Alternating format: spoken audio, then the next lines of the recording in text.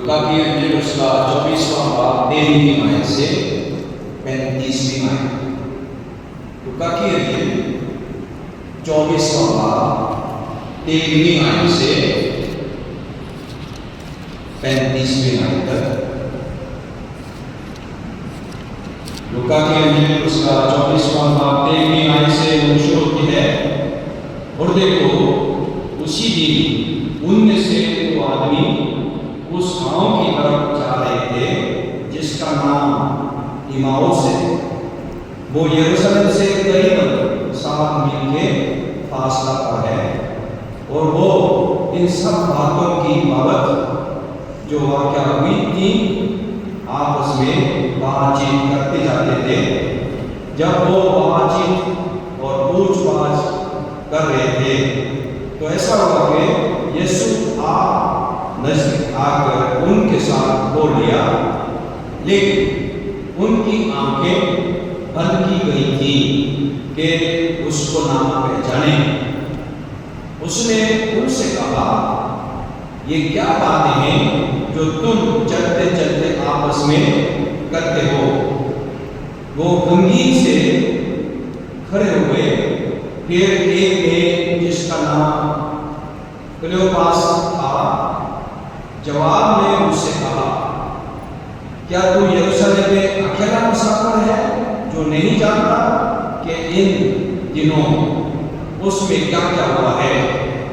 उसने उनसे कहा, क्या हुआ है? उन्होंने उससे कहा, यीशु नासरी का माजा जो खुदा और सारी उम्मत के नजदीक काम और कलाम में कुदरत वाला नबी था। और 70 काहिनों और हमारे हाकिमों ने उसको पकड़वा दिया ताकि उस पर कत्ल का हुक्म दिया जाए और उसे मसलूम किया। लेकिन हमको उम्मीद थी कि इस्राएल को मुखलिस यही देगा। और अलावा इन सब बातों के इस माजरे को आज तीसरा दिन हो गया और हम में से चंद औरतों ने भी हमको हैरान कर दिया है जो सवेरे ही कब्र पर गई थी और जब उसकी लाश ना पाई तो ये कहते हुए आई कि हमने गोया में फरिश्तों को भी देखा। उन्होंने कहा, वो जिंदा है। और बाज हमारे साथियों में से कब्र पर गए और जैसा औरत ने कहा था वैसा ही पाया, मगर उसको ना देखा। उसने उनसे कहा, ए नादानो, और नबियों की सब बातों के मानने से सुस्त इत्तका दो। क्या मसीह को ये दुख उठाकर अपने जलाल में दाखिल होना जरूर ना था? फिर मूसा से और सब नबियों से शुरू करके सब नविश्तों में जितनी बातें उसके हक में लिखी हुई हैं वो उनको समझा दी। इतने में वो उस गांव के नजदीक पहुंच गए जहां जाते थे और उसके ढंग से ऐसा मालूम हुआ कि वो आगे बढ़ना चाहता है। उन्होंने उससे ये कहकर वसूल किया कि हमारे साथ रहे क्योंकि शाम आ जाती है और दिन अब बहुत ढल गया। बस वो अंदर गया ताकि उनके साथ रहे। जब वो उनके साथ खाना खाने बैठा तो ऐसा हुआ कि उसने रोटी लेकर बरकत दी और तोड़कर उनको देने लगा। इस पर उनकी आंखें खुल गई और उन्होंने उसको पहचान लिया और वो उनकी नजर से गायब हो गया।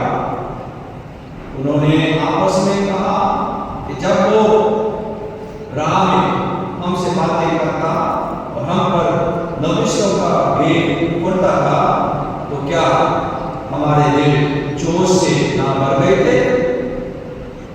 बस وہ اسی گھڑی اٹھ کر یروشلم کو لوٹ گئے اور ان 11 اور ان کے ساتھیوں کو اکٹھا کیا۔ وہ کہہ رہے تھے کہ خداوند بے شک جی اٹھا اور شمعون کو دکھائی دیا ہے، اور انہوں نے رات کا حال بیان کیا اور یہ بھی کہ اسے روٹی توڑتے وقت کس طرح پہچانا۔ یہ ہمارے خداوند یسوع مسیح کی انجیل ہے۔ تب آپ بیٹے اور روح القدس کے نام سے آمین۔ آج ایسٹر کے بعد دوسرا اتوار ہے اور آج ہم دیکھ رہے ہیں خداوند یسوع ایماؤس کی طرف جانے والے دو شاگردوں کے ساتھ راہ چلتے چلتے کلام سکھایا، یعنی بائبل اسٹڈی کیا۔ بائبل کے ذریعے سے اس کو خداوند یسوع مسیح حکم میں سے جی اتنا ضرور ہے سمجھایا، اور شام کو کھانا کھانے کے لیے گئے اور روٹی لے کر برکت دی اور توڑ کر دیے۔ اس کا مطلب ہے پاک شراکت۔ آج شام پاک شراکت ہے۔ پاک شراکت کے وقت اس کا آنکھ کھل گئی،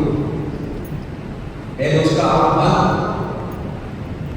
بند ہے، لیکن بتایا جا رہا ہے آنکھ تو بند ہو گیا ہے، لیکن بائبل اسٹڈی کے وقت کیا ہے؟ جوش بتایا جا رہا ہے کہ جوش سے نہ بڑھ رہے تھے، مطلب کہ جوش سے بڑھ گئے۔ بائبل اسٹڈی جوش سے بڑھ گئے۔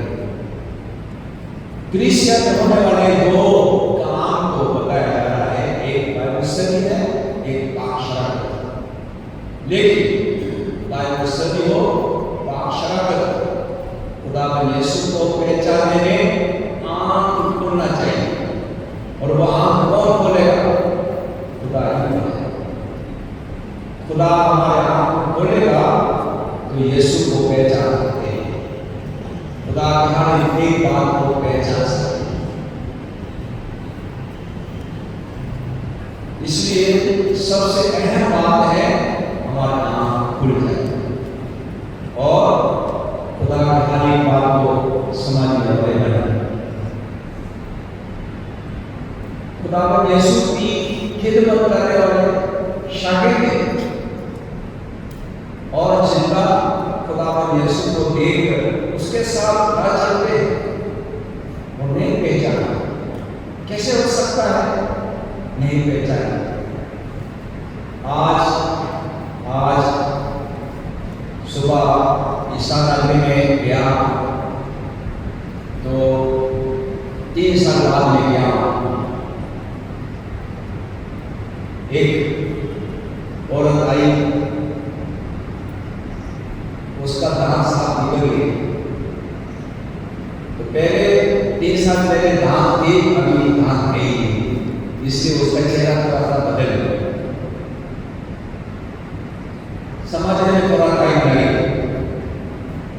یہ نہیں 3 دن پہلے یسوع کو دیکھتا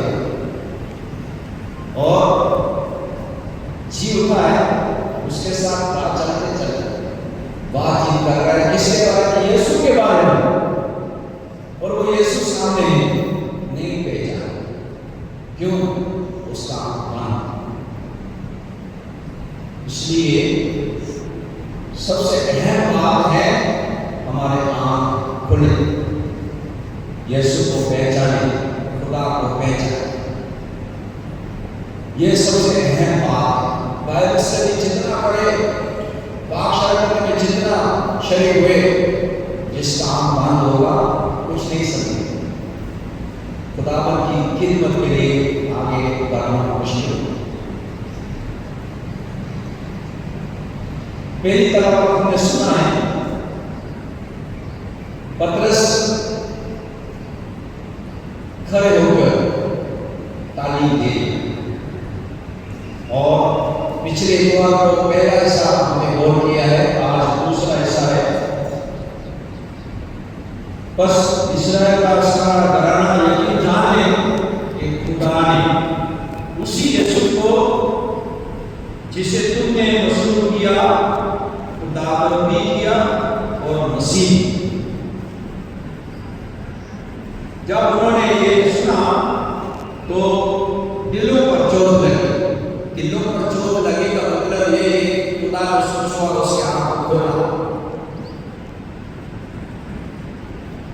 इसी रसूलों के अमल 7वां बाब 57वीं आयत को देखें। रसूलों के अमल 7वां बाब 57वीं आयत।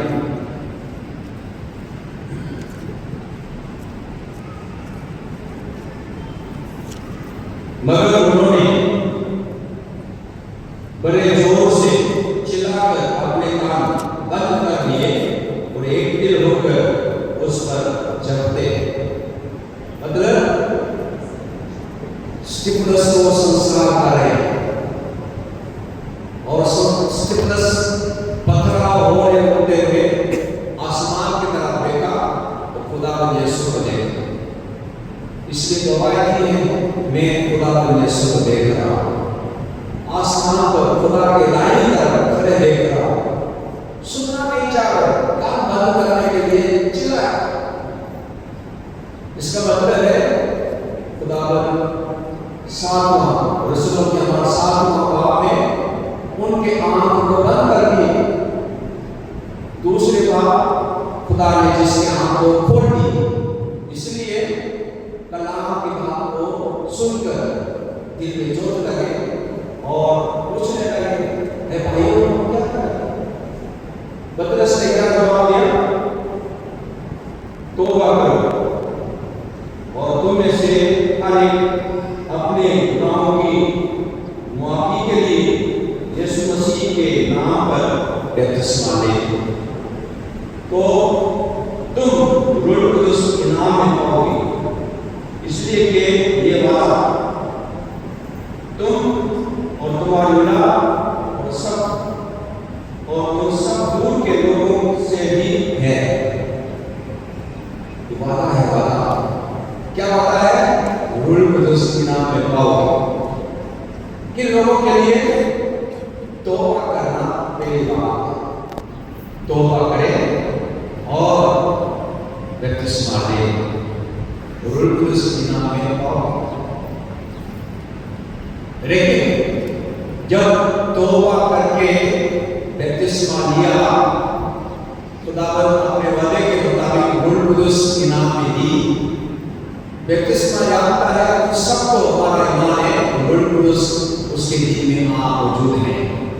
लेकिन रूह कुदस के हवाले से बाइबल मुकद्दस में खत में कुछ बात है। एफिसियों के नाम पौलुस का खत है, उसका 4वां बाब, एफिसियों 4वां बाब 30वें आयत को देखें। एफिसियों 4वां बाब 30वें आयत। खुदा के पाक रूह को रंजीदा ना करो, खुदा के पाक रूह को रंजीदा ना करो। हमारे कुछ हरकत खुदा रूह कुदस मौजूद है, लेकिन हमारे कुछ हरकत ऐसा होता है कि रूह कुदस को रंजीदा होता है। रूह कुदस को रंजीदा, पाक रूह को रंजीदा ना करो, जिससे तुम पर मखरसी के दिन के लिए मोहर हुई है। रूह कुदस एक मोहर है खुदा की तरफ से, हमारे निजात का मोहर है, और वो मोहर इनाम में हासिल करके हमारे अंदर आप मौजूद हैं। और हमारे कुछ हरकत ऐसा हो सकता है कि रूह कुदस को रंजीदा करे। और पहला थिस्सलुनीकियों उसका 5वां बाब 19वें आयत। थिस्सलुनीकियों के नाम उसका पहला खत उसका 5वां बाब 19वें आयत में रूह को ना बुझाओ, रूह को ना बुझाओ। मनफी हुक्म है, गुनाह है। रूह को, पाक रूह को रंजीदा ना करो, रूह को ना बुझाओ। फिर क्या करे? गलातियों के नाम पौलुस उसका 5वां बाब, गलातियों 5वां बाब 16वीं आयत लिखा है, रूह के मुताबिक। मगर मैं ये कहता हूं कि रूह के मुताबिक चलो तो जिस्म की ख्वाहिश को हरगिज पूरा ना करोगे। रूह के मुताबिक चलो। और एफिसियों 5:18 में